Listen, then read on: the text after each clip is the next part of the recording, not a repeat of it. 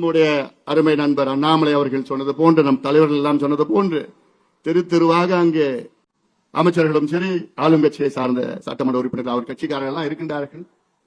காவல்துறைக்கு என்னுடைய வேண்டுகோள், நாங்களும் பொறுத்து பார்த்தோம். எங்க பொறுமைக்கு எல்லாம் இருக்கிறது. சட்டத்தை நாங்கள் மதிக்கின்றவர்கள். என் தம்பிகளை ஓரளவு கட்டுப்படுத்த முடியும் என்னால.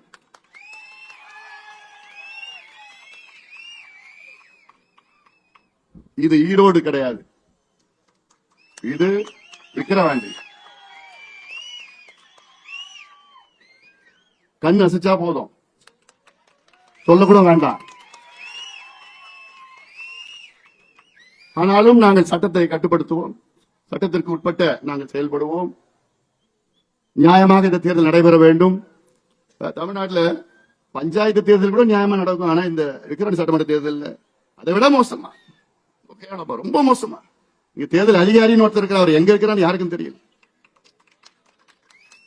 டிஆர்ஓ, ஒரு டிஆர்ஓ தேர்தல் அதிகாரியை போட்டா அமைச்சர் வந்தோன்னு செல்யூட் அடிக்கிறாரு. எம்எல்ஏ போனாலே செல்யூட் அடிக்கிறாரு. இவர் என்னத்த தேர்தலை நடத்த முடியும்? நாங்க அன்னைக்கு ஐயா கூட்டத்துக்கு வராரு, ஐயா கூட்டத்துக்கு வந்த சிந்தாமணிக்கு போறாரு. அங்க பார்த்தா திமுக காரங்க 4 மணிக்கு பெண்கள் இங்க வந்தீங்கன்னா உங்களுக்கு எல்லாருக்கும் 2000 ரூபாய் கிடைக்கும். ஐயா கூட்டத்துக்கு யாரும் போக கூடாதான். அங்க போகாம இங்க யாராவது வந்து 2000 ரூபாய் பெண்களுக்கு கொடுப்போம்னு இப்படி பணத்தை வைத்து அநியாயம் செய்து கொண்டிருக்கின்றார்கள். நாளைக்கு என்ன செய்வாங்க அதுவும் ஞாபகம் வச்சுக்கோங்க. நாளைக்கு உங்களுடைய பெண் பிள்ளைகளை அடைச்சி வச்சு, நீங்க திமுக ஓட்டு போடலன்னா அவங்க பொண்ணு பிள்ளைகளை அடைச்சி வச்சு போய் ஏதாவது செஞ்சிடுவோம்னு மிரட்டுவாங்க. அந்த நிலைக்கும் அடுத்த தேர்தலில் போவாங்க, அது நடக்கும். அதனால அவங்க காசு கொடுத்தானா நீங்க போயிடாதீங்க. அதை எப்படி உடைக்க முடியும்னு பண்ண முடியும். ஆனா நாங்களும் காவல்துறைக்கு நாங்க கம்ப்ளைண்ட் கொடுக்கிறோம், எத்தனை புகார் கொடுத்துட்டு இருக்கிறோம். நடவடிக்கை எடுக்கலன்னா அதுக்கப்புறம் ஒன்னும் செய்ய முடியாது, நாங்களும் பார்த்துப்போம். அதனால இதையெல்லாம் சிந்தித்து பாருங்கள். தேர்தல் எங்களுக்கு நியாயமா நடக்கணும். ஏன்னா இன்னைக்கு இந்த தேர்தலை பொறுத்தவரை எல்லா கட்சிகளும் நம்முடைய வெற்றி வேட்பாளர், தேசிய ஜனநாயக கூட்டணி வேட்பாளர் சி அன்புமணிக்கு வாக்களிக்க முடிவு செய்து விட்டார்கள்.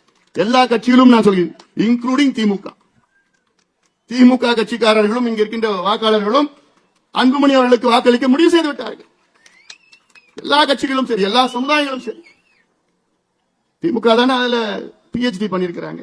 இந்த சமுதாயத்தை 2 சமுதாயத்தையும் மோத விடணும், 2 சமுதாயத்துக்கும் சண்டை போட்டு விடணும். ஏன்னா அப்பதான் அந்த வாக்குகளை அவங்க பறிக்க முடியும், இந்த வாக்குகளை அவங்க பறிக்க முடியும். இதான் காலகாலமாக செய்து கொண்டிருக்கின்ற சூழ்ச்சி செய்து கொண்டிருக்கின்ற திமுக.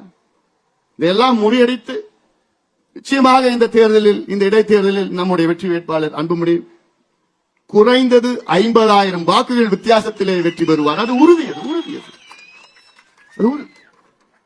அதனால்தான் இங்கே அத்தனை தலைவர்களும் இங்கே வருகை தந்திருக்கின்றார்கள். பொறுமையாக இங்கே அவ்வளவு எழுச்சியாக பேசி அவருடைய உணர்வை உங்களிடம் வெளிப்படுத்தியிருக்கின்றார்கள். அவருடைய உணர்வை நீங்கள் மதித்து இந்த தொகுதியில் உள்ள அத்துணை வாக்காளர்களும் தேசிய ஜனநாயக கூட்டணியின் வெற்றி வேட்பாளர் சி அன்புமணி அவர்களை மாம்பழம் சின்னத்தில் வாக்களித்து அவரை வெற்றி பெற செய்யுமாறு எல்லோரும் பணிவோடு பாசத்தோடு கேட்டுக்கொண்டு நன்றியோடு அமர்கின்றேன். வணக்கம். அடுத்து நமது இடைத்தேர்தல் பணியை சிறப்பாக செய்து கொண்டு இந்த நிகழ்ச்சியை சிறப்பாக நடத்துவதற்கு